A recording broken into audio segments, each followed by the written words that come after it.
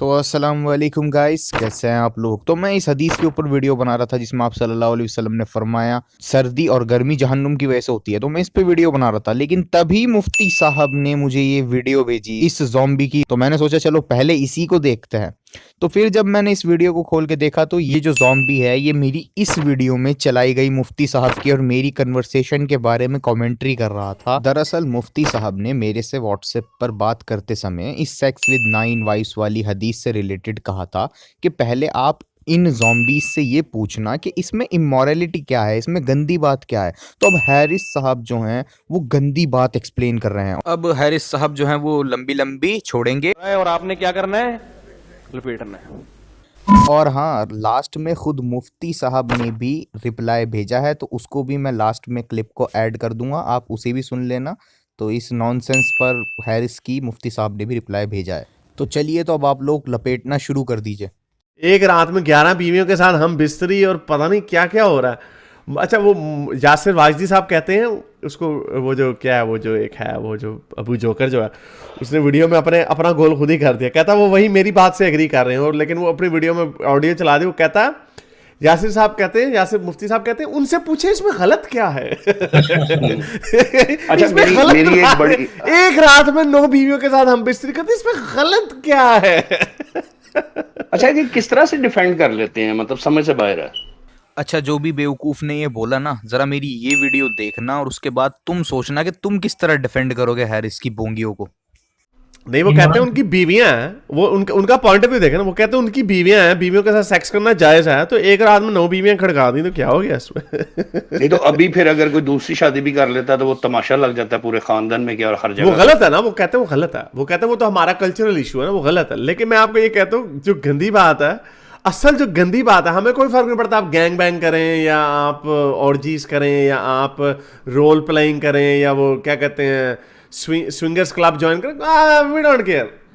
असल जो गंदी बात है ना, क्योंकि हर जगह पे ये कहा जाता है सेफ सेक्स प्रैक्टिस करें, गंदी बात ये है कि एक ही दफा नहाक एक ही गुस्ल में 9 बीवियां, ये है असल में मुफ्ती साहब गंदी बात। असल में ये है, एक गुस्ल में 9 बीवियों के पास आपने अपने लिक्विड जो है सारे एक्सचेंज कर दिए हैं। This guy is embarrassing. सच में ये तो बहुत बड़ा जाहिल है। अरे जाहिलो, गुस्ल एक फुल बॉडी बात को कहते हैं। फुल बॉडी बात यानी तुमने अपनी बॉडी के हर एक सिंगल इंच को 50 बार धो लिया, साफ कर लिया अच्छी तरह, और सिर्फ बालों को नहीं धोया तो ये भी गुस्ल में काउंट नहीं होगा। जी हाँ, अपनी बॉडी को 50 बार धो लो और सिर्फ बाल छोड़ दो तो तब भी वो चीज गुस्ल में काउंट नहीं होगी। गुस्ल एक फुल बॉडी बात को कहते हैं। इस हदीस का मतलब ये नहीं है कि आप सल्लल्लाहु अलैहि वसल्लम इंटरकोर्स के बाद खुद को पार्शली क्लीन भी नहीं करते थे। जाहिलो, सच में कभी कभी तुम लोगों को सुन के सर पटकने का मन करता है। सही मुस्लिम में हदीस है, आप सल्लल्लाहु अलैहि वसल्लम ने फरमाया जो कोई भी इंटरकोर्स करे और उसको सेम वाइफ के साथ उसको रिपीट करने को सोचे तो उसको बीच में वजू करना चाहिए। तो दूसरी वाइफ की तो बात ही छोड़ दो, यहां पर आप सल्लल्लाहु अलैहि वसल्लम सेम वाइफ के साथ रिपीट करने पर वजू का हुक्म दे रहे हैं।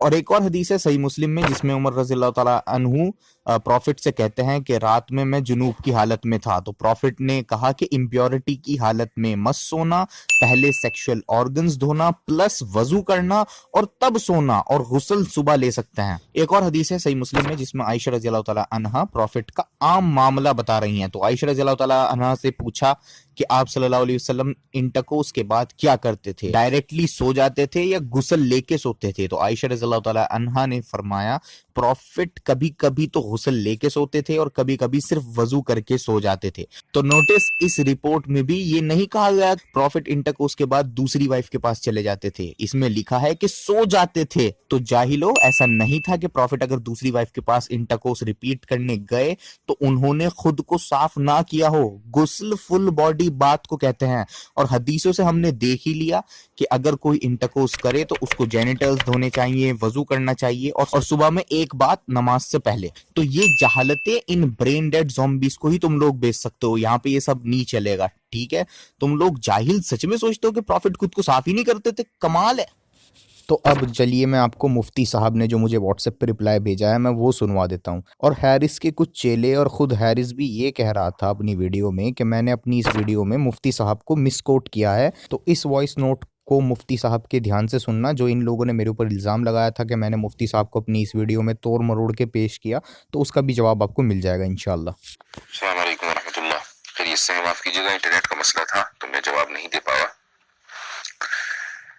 یہ جو روایت ہے کہ آپ صلی اللہ علیہ وسلم اپنی متعدد ازواج کے پاس, بہت سی بیویوں کے پاس جاتے تھے اور ایک ہی مرتبہ غسل کرتے تھے, تو اس سے پہلے آپ نے مجھ سے پوچھا تھا تو میں نے یہ تسلیم کرتے ہوئے, یعنی اگر یہ مان لیا جائے, یہ فرض کر لیا جائے کہ جانے سے مراد دراصل کنزومیشن ہے, تو یہ کہا تھا کہ اس میں پرابلم کیا ہے. یعنی اگر یہ غیر اخلاقی حرکت ہے تو جو لوگ اس کے غیر اخلاقی ہونے کے قائل ہیں, دراصل یہ دلیل ان کے دعویٰ بھی انہی کا ہے اور دلیل بھی انہی کی ہے. ہم تو اس کو اخلاقی مانتے ہیں, اور اخلاقی اس لیے مانتے ہیں کہ آپ صلی اللہ علیہ وسلم اپنی ازواج ہی کے پاس جا رہے تھے, کسی اور کے پاس نہیں. اب اس پر اگر کوئی یہ سوال کرے کہ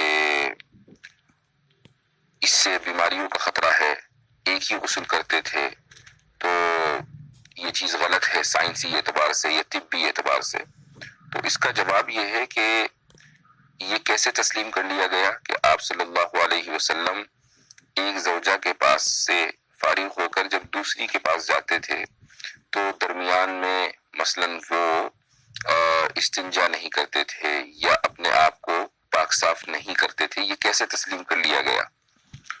اس کی وجہ یہ ہے کہ جب ہم یہ کہتے ہیں کہ ایک ہی غسل کرتے تھے آخر میں, تو غسل سے مراد غسل شرعی ہے, اور غسل شرعی کا مطلب یہی ہے کہ پورے جسم کے اوپر 3 مرتبہ پانی ڈالنا, کلی کرنا, ناک میں پانی ڈالنا. اب اگر پورے جسم میں پانی ڈالتے ہوئے مثلاً جسم کا کوئی حصہ خشک رہ گیا, مثلاً پیر خشک رہ گیا یا کمر کا حصہ کوئی خشک رہ گیا, تو اس کا اب سائنسی یا طبی اعتبار سے تو اس پر کوئی فرق نہیں پڑتا, لیکن شرعی اعتبار سے یہ غسل نہیں ہے.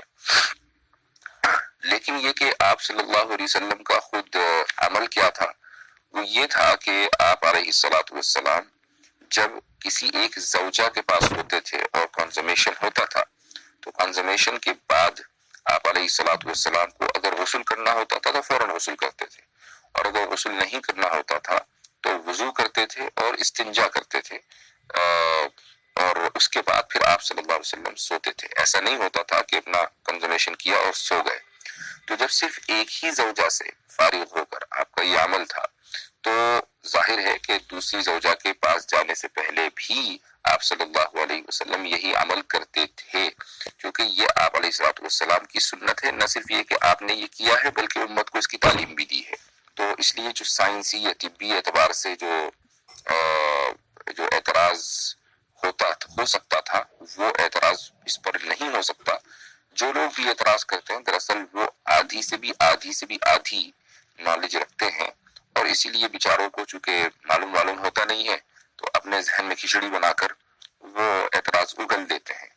تو یہ آپ کی اس سوال کا جواب ہے.